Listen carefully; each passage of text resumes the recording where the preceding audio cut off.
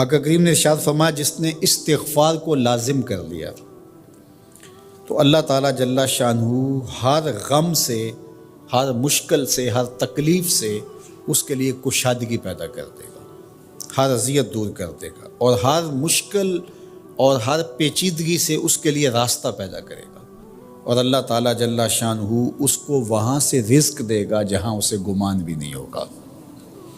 اللہ اکبر۔ حضرت انس رضی اللہ تعالیٰ عنہ سے ایک روایت سن لیجئے۔ کہتے ہیں کہ رسول کریم صلی اللہ علیہ وآلہ وسلم نے فرمایا کہ جس طرح تانبے کو، لوہے کو، دھاتوں کو زنگ لگتا ہے، اس طرح دلوں کو بھی زنگ لگتا ہے، اور فرمایا زنگ کو اتارنے کے لیے جو چیز بنائی گئی ہے وہ استغفار ہے۔ تو استغفار دلوں کا زنگ اتارتا ہے۔ قرآن مجید کی تلاوت، کثرت ذکر، موت کی تذکیر اور استغفار، یہ دلوں کا زنگ اتارتا ہے۔ اللہ اکبر۔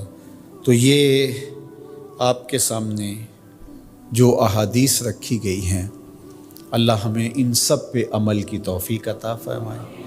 کثرت کے ساتھ لا الہ الا اللہ اپنے معمولات زندگی میں شامل کریں، یہ تجدید ایمان کا ذریعہ ہے۔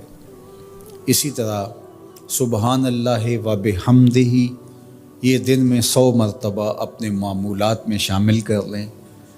اگر سمندر کی جھاگ سے بھی زیادہ یا اس کے برابر بھی گناہ ہوئے تو یہ کلمات صرف 100 مرتبہ پڑھنے سے سارے گناہ بخش دیے جاتے ہیں۔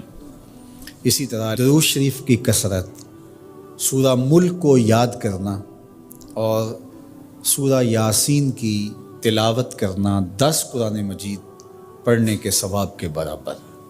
تو یہ اتنا خزانہ آج کی اس نشست میں آپ کو دے دیا گیا ہے۔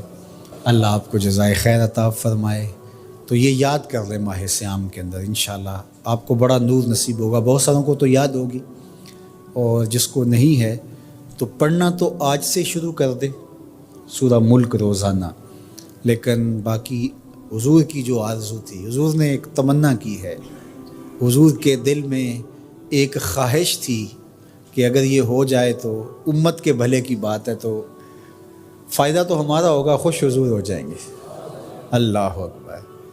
تو فرمایا کہ میری آرزو ہے کہ میرا ہر امتی سورہ ملک اپنے سینے میں سمو لے۔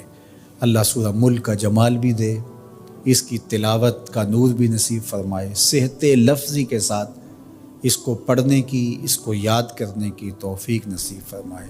وہ سینہ قبرستان کی طرح ہے جس میں قرآن کی کچھ آیات نہیں ہیں، تو اس لیے اپنے سینے کو منور کریں، آباد رکھیں۔ اللہ آپ کو اپنی خاص عنایات نصیب کرے۔ ایک دن صحابہ سے فرمایا میرا دل چاہتا ہے کہ ہر مومن کے سینے میں سورہ ملک ضرور موجود ہو، یہ میری تمنا ہے، حضور نے فرمایا۔